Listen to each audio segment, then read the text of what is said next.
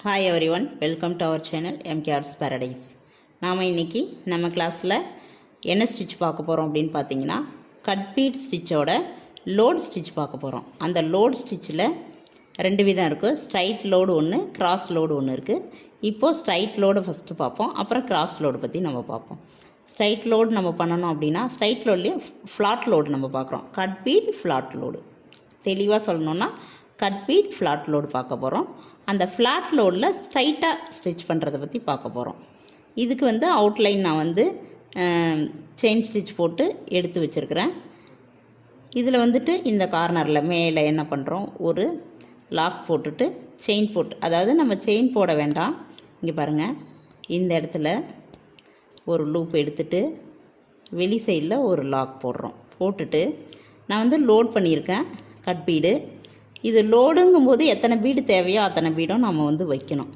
இப்போ பார்த்தீங்கன்னா எனக்கு இந்த கட்டத்துக்குள்ளே அடங்கலை. கட்டத்துக்குள்ளே எனக்கு 3 பீடு தான் அடங்குது. ஆனால் 3 பீடு வச்சா எப்படி இருக்குன்னு தெரியல, வச்சு பார்க்கும். 3 பீடு தான் கரெக்டாக இருக்குது. ஆனாலும் அந்த அவுட்லைன் தெளிவாக தெரியும் எனக்கு. அப்போ நம்ம என்ன பண்ணியிருக்கணும், அந்த அவுட்லைனை இன்னும் கொஞ்சம் சிறுசாக போட்டிருக்கணும். அப்படி இல்லைன்னா இன்னும் கொஞ்சம் பெருசாக போட்டிருந்தோம்னா 4 பீட் கொள்ளும். இப்போ நான் 3 பீடு பண்ணுற மாதிரியே பண்ணிக்கிறேன். ஆனால் அவுட்லைன் நான் வேறு மாதிரி ஜரி ஒரு 2 லைன் கொடுத்துக்கிட்டேன்னா எனக்கு சரியாக போயிடும். இப்போ அந்த லைனுக்கு உள்ளே ஸ்டிச் பண்ணிட்டேன், வெளியில் லாக் பண்ணிட்டேன். இதுதான் லோடு, கட் லோடு. ஏன்னா சுகர் பீட்லேயே நீங்கள் லோடு பார்த்துருப்பீங்க, ஃப்ளாட் லோடு எப்படி இருக்குன்னு சொல்லிட்டு. இப்போ அடுத்தது மேலே வரேன், உள்ளே ஸ்டிச் பண்ணுறேன், லைனுக்கு உள்ளே ஸ்டிச் பண்ணுறேன், வெளியில் லாக் பண்ணுறேன். லாக் பண்ணிவிட்டு இப்போ இங்கே எத்தனை பீடு இருக்கோ அதே பீடு தான் இனிமேல் ஃபுல்லாகவே நம்ம கொடுக்கணும்.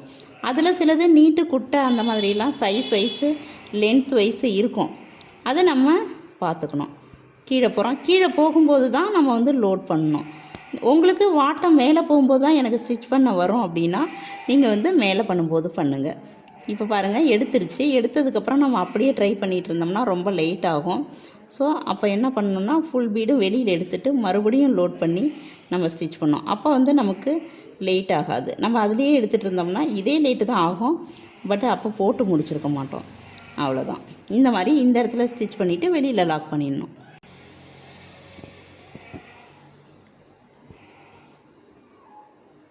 இதே தான் நம்ம மறுபடியும் நம்ம ஸ்டிச் பண்ணி லோட் பண்ணோம்.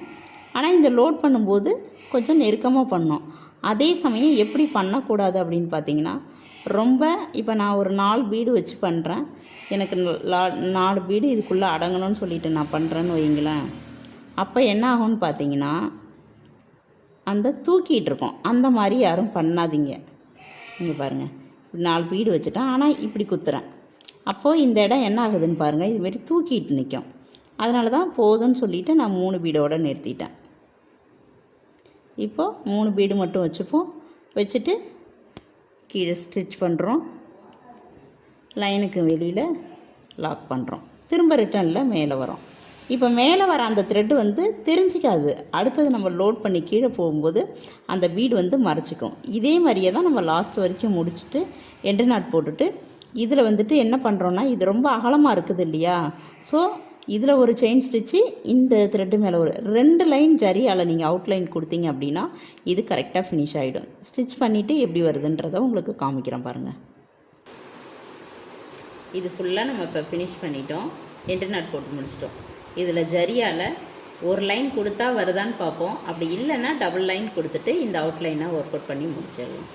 உங்களுக்கு அவுட்லைன் கொடுக்கறதுக்கு நல்லாவே தெரியும். ஜரியால் நல்லா ஃபினிஷ் பண்ணி கொடுத்துருங்க.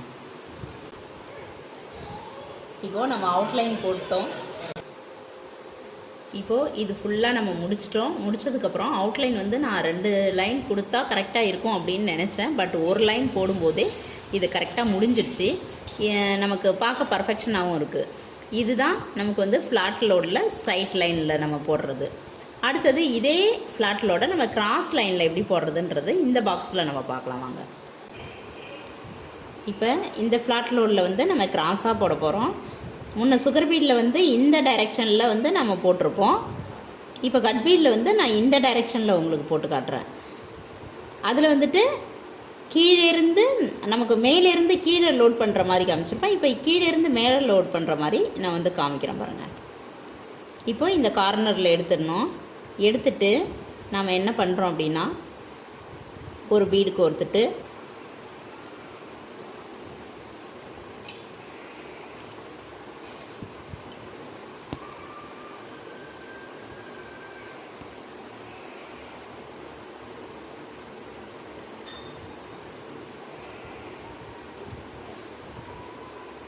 இது வந்து இப்போ கிராஸில் வைக்கிறோம்.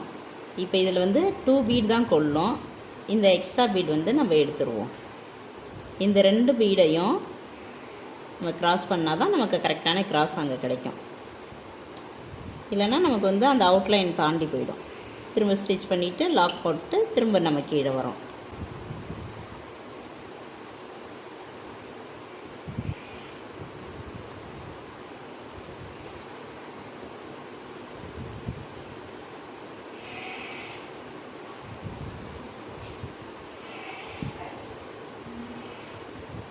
கரெக்டாக இப்போ வந்து நம்ம இந்த கார்னருக்கு வந்துட்டோம்.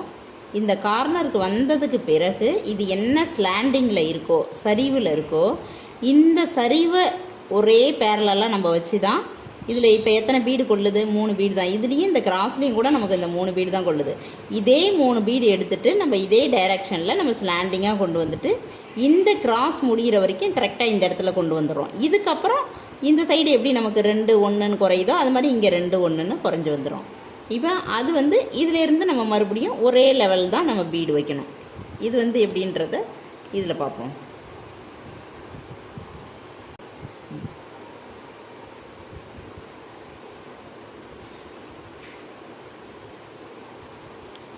இப்போ பார்த்திங்கன்னா இந்த இடத்துல ஒரு கேப் தெரியுது. ஸோ நமக்கு இன்னும் ஒரு பீடு கூட நம்ம லோட் பண்ணலாம். ஸோ 3க்கு பதிலாக நம்ம 4 பீடே வைக்கலாம். ஆனால் 4 பீடு வைக்கும்போது ரொம்ப லென்த்தியான பீடாக எடுத்திங்கன்னா 4 பீடு வந்து நமக்கு கொள்ளாது. மீடியமான பீடு வந்து இதில் இப்போ ஒரு பீடு லென்த்தாக இருக்குது. நம்ம கொஞ்சம் ஒரு பீடு வந்து கொஞ்சம் ஷார்ட்டாக இருக்கிற பீடாக பார்த்து நம்ம வச்சோம்னா நமக்கு அதில் வந்து கரெக்டாக உட்காரும் 4 பீடு. இல்லைனா அதில் 3 பீடு தான் உட்காரும், பட் கேப்பும் இருக்கும்.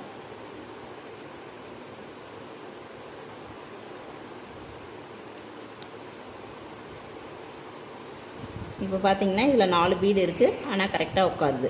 இதில் 3 பீடு தான் இருக்குது, ஆனாலும் அந்த இடம் கரெக்டாக இருக்குது. ஸோ அந்த மாதிரி தான் அதை நம்ம ஈக்குவல் பண்ணிவிட்டு இனிமேல் அப்படியே அந்த மாதிரியே வச்சுட்டு வந்துடுவோம்.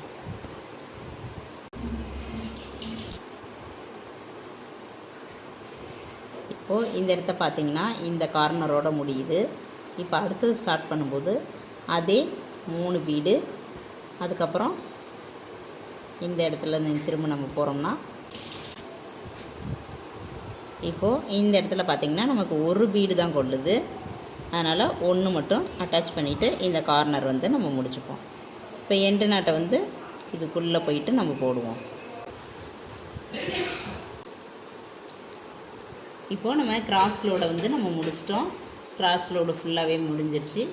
இது ஸ்ட்ரைட் லோடு. ஃப்ளாட் லோடில் ஸ்ட்ரைட் லோடு, கிராஸ் லோடு இது ரெண்டுமே நம்ம முடிச்சிருக்கோம். முடித்ததுக்கப்புறம் நெக்ஸ்ட்டு வந்து நம்ம என்ன அடுத்த கிளாஸுக்கு வந்து இதே இதோட கண்டினியூட்டி தான், பட் அதை வந்து ஃபில்லிங் ஸ்டிச்சாக எப்படி பார்க்குறது அப்படின்றத நெக்ஸ்ட் கிளாஸில் நம்ம பார்க்கலாம். தேங்க்யூ.